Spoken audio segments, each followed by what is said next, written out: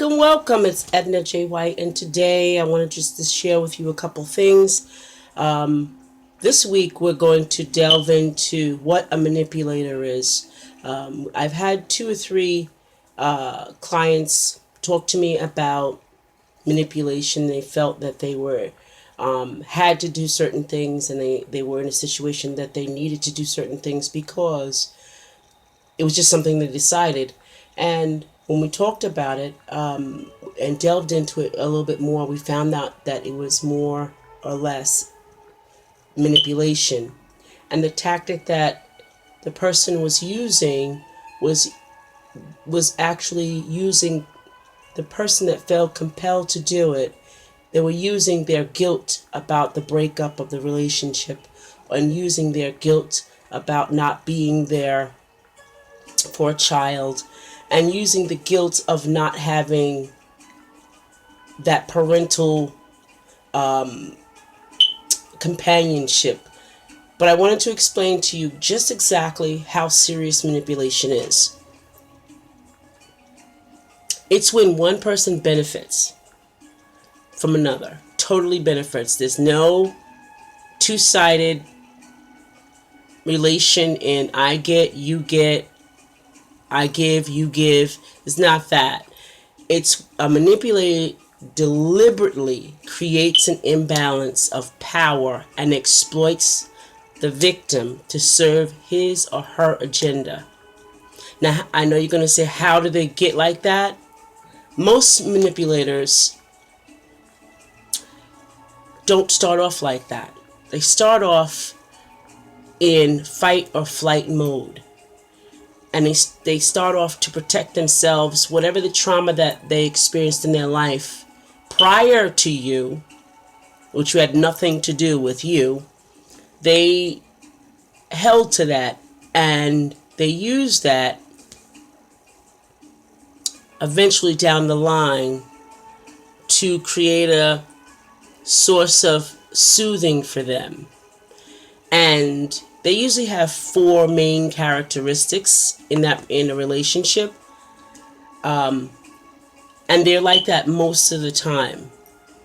They use your weaknesses basically for their own gain. They can detect your weakness when you're not even thinking about it. They can detect it. Now, most manipulators, the number one is the characteristic of they know how to detect your weaknesses. You can act tough all you want, but they know your weaknesses even when you're not, most of the time, not even paying attention, and you're giving it away. Two, once they found that this weakness, they can use it against you. And we allow it. I want to be very clear about one thing. If you have a manipulator in your life and you have to deal with them one way or the other, I want to tell you for all surety, from my experience, you cannot. Because no matter what you do on whatever level that you deal with them, it's still going to be on their terms. It's going to be just what I just said. They know your weaknesses already. And it's silly to get into that situation where your weakness will be used against you and you end up paying and losing. So I'm going to use myself as an example.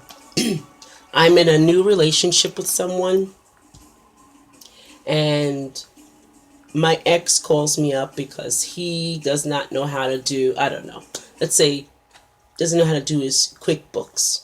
Calls me up, and I have a softness for him because I feel bad because he's in a situation and I have to go rescue him.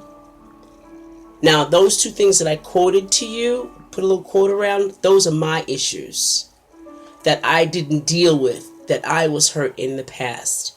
But see, I don't use those against another person. The manipulator, that's all they do.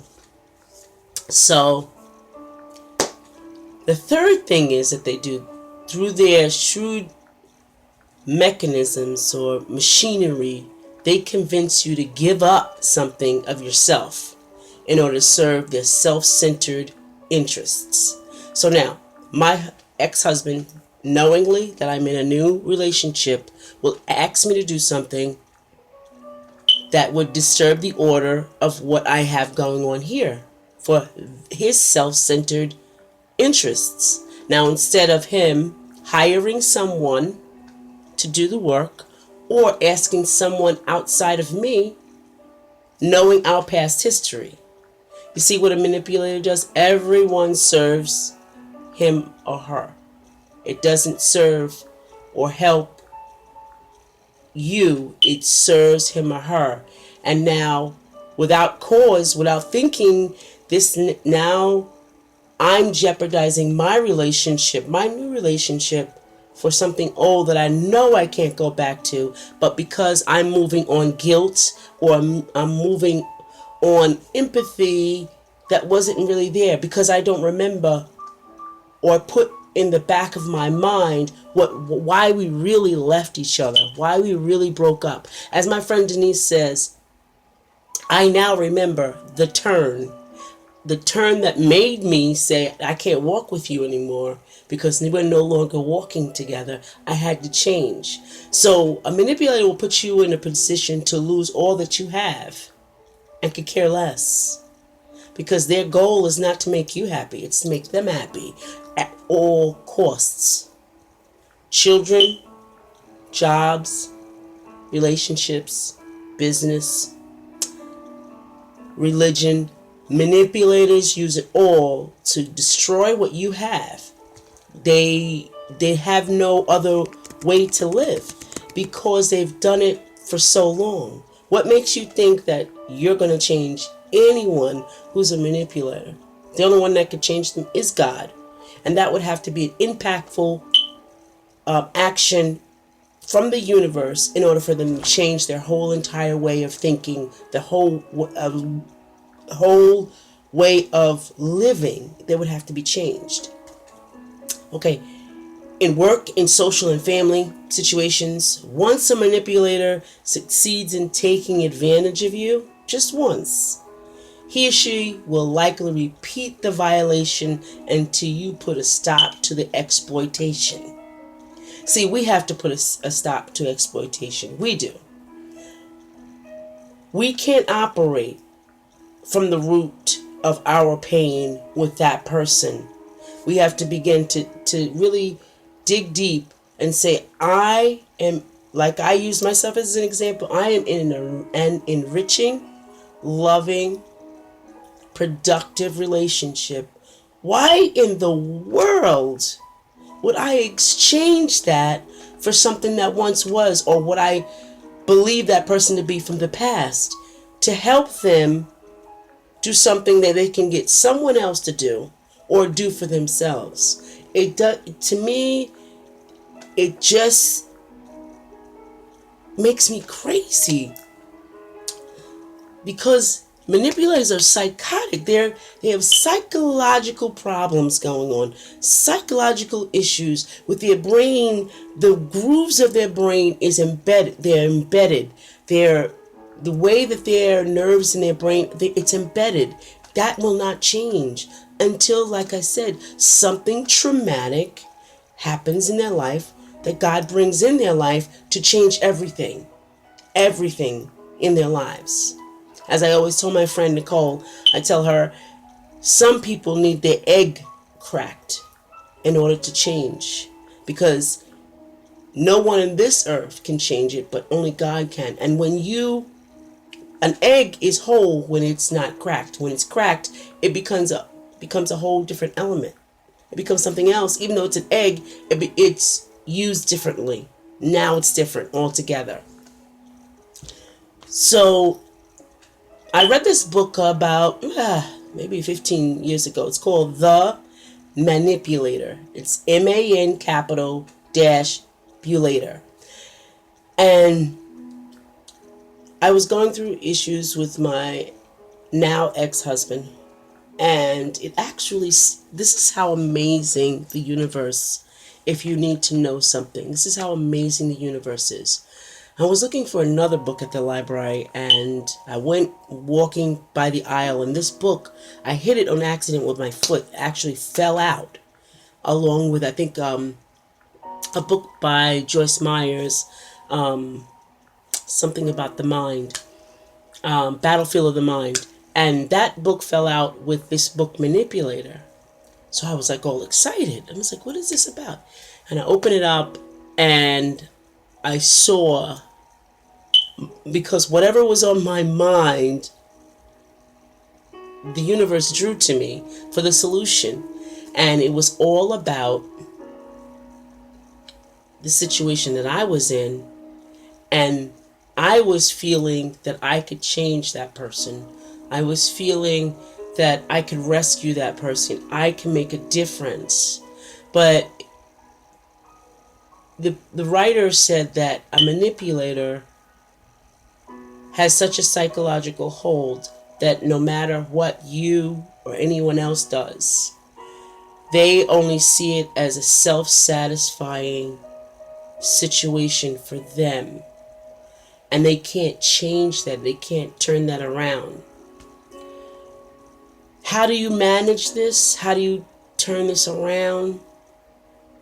I hate for it to become an aggressive situation, or a situation where you now, like I gave the example, I'm in a nice, productive, loving relationship, and now that person that I'm with is now annoyed that I am going to do something for an ex, which they can have someone pay, they can do themselves. But why would you reach back at me when we're no longer together? Even if we left each other amicably, we're no longer together. So why would you reach back into my life in order to disrupt it? And that's all it is. Sometimes we have to learn that we can't parent, we can't have relationships, we can't do business in a place of,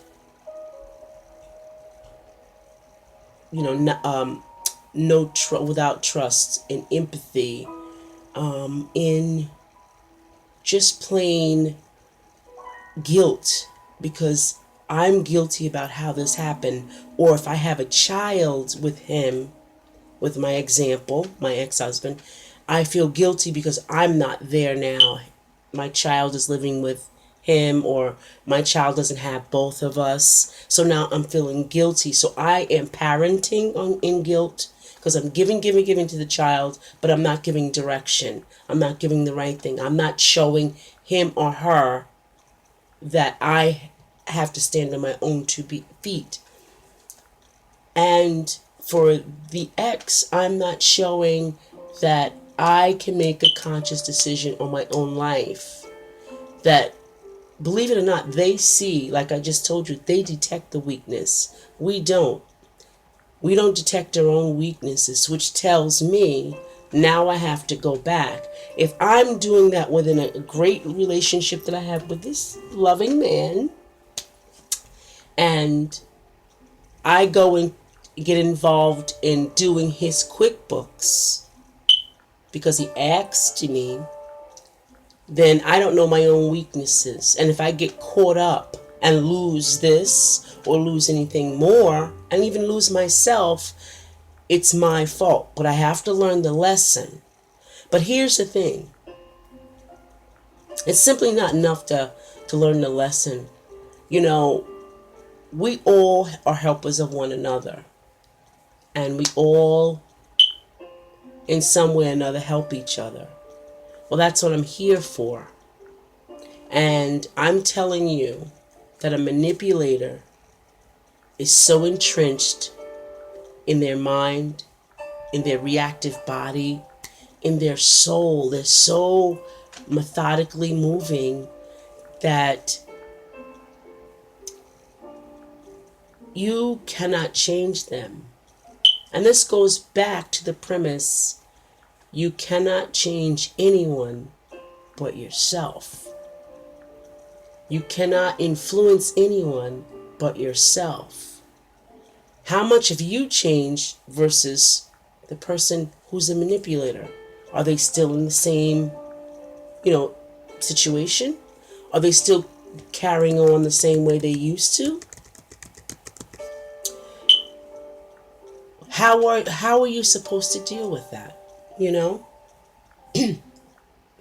Well, I know one thing for sure, and that's number one is know your fundamental human rights. Well, my right is to be treated with respect. Same thing with the guy that I love. He expects that from me.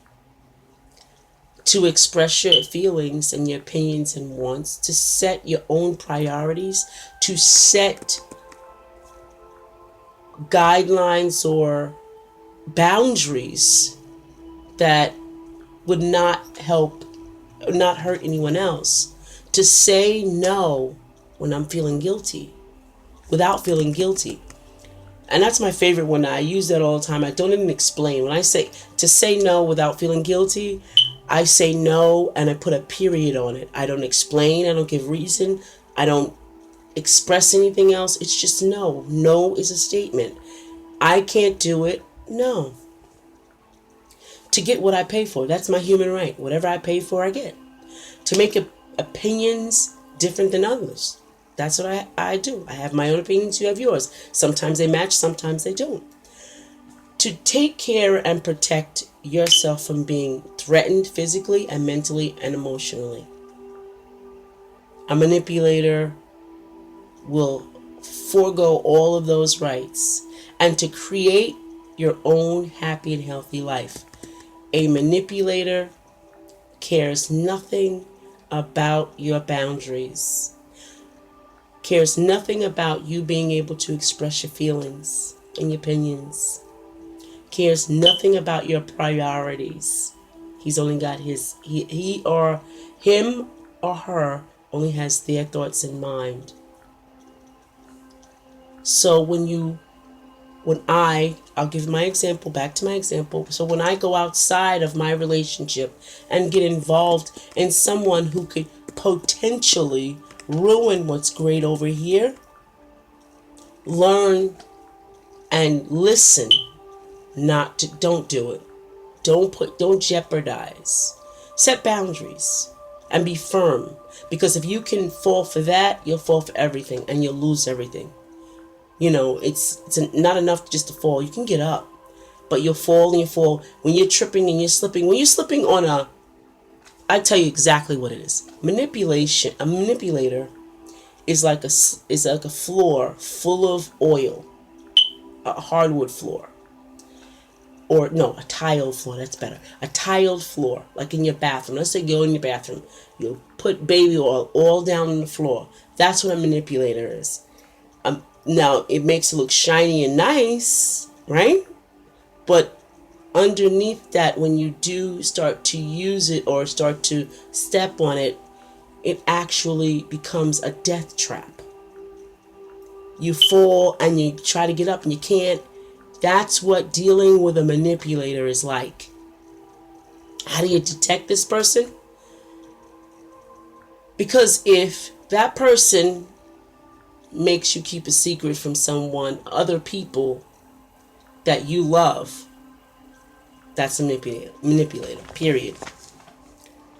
If that person is different in front of you and different with the people you love, that's a manipulator. There are so many social differences and psychological differences of manipulators. But here's the key. They aggressively use something that you love to challenge you, to move you to do what they need you to do. You will never understand a manipulator because they are chronically doing this. This is not something that you're the first one they've ever done this to. They are complex and they're deep-seated. So, but it's really not your job to change or to save them. Get that in your head. I don't care who you are. You can be a minister, you can be a pastor, you can be a bishop, you can be a psychologist, a life coach, a counselor, a therapist, a mother, father, sister, brother, cousins, aunts, whomever. It's not your job to change or to save them. It's not. You only will get one thing used when you deal with a manipulator. So if you recognize that you're doing something to hurt somebody else that you're supposed to love, and you always have to transition and be different and mask yourself when you're dealing with the manipulator, then you have to mask it from whoever you're supposed to love. Guess what? You're being manipulated. If a child, a dog, piece of candy, a house, a car is being used to get someone in your life kind of upset, you're dealing with a manipulator. Would you like to lose everything you have? Would you like to, I guess, be out in the cold? Would you like not to have that loving boyfriend or girlfriend, or even husband or wife? Would you like that? I know the manipulator would love it. And then guess what? After you've done all that foolishness for them, they'll go on and do what they want to do, and probably not even involve you because their goal was to destroy you. Because listen, they remember when you guys broke up. They remembered. And that's what motivates them. See, most of us learn from our lessons when we lose, or when we either winning or learning. So when the win is not possible, we're learning. So we learn from our past mistakes, and that's a lesson that we take with us in our book of life. Most manipulators, that's not a lesson for them. That's now I'm going to conquer that person. It's a vengeance point. Manipulators have vengeance points, and you're trying to change your life and fix your life and kind of categorize your life around them and serve them and jump when they say jump, and when you get their call, answer their call, and when something's going on, you have to rescue them, you have to give to them, you have to provide to them. Well, guess what? There's nothing more humiliating than being a fool. Nothing more. Everyone doesn't have to know it, but when you know that you've been made a fool of, be as mad as you want, be sad as you want. You allowed it.